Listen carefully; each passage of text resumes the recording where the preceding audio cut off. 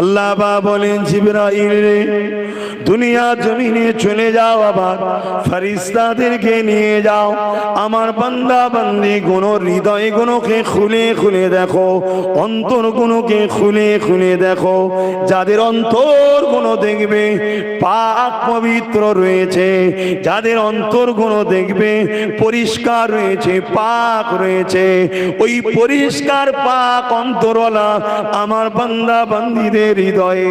আমার ভালোবাসার প্রেমটাকে সেখানে রেখে দাও। এ থেকে প্রমাণ হয় যাদের হৃদয়ে আল্লাহর ওলিদের প্রেম রয়েছে, যাদের হৃদয়ে আল্লাহওয়ালাদের ভালোবাসা আছে, এই হাদিস থেকে প্রমাণ হয় আমাদের হৃদয়টা দুনিয়ার জমিনে আমাদের কাজ কামে হয়তো অনেক ভুল রয়েছে, আমরা অনেক অন্যায় করে ফেলেছি, কিন্তু আমাদের অন্তরটা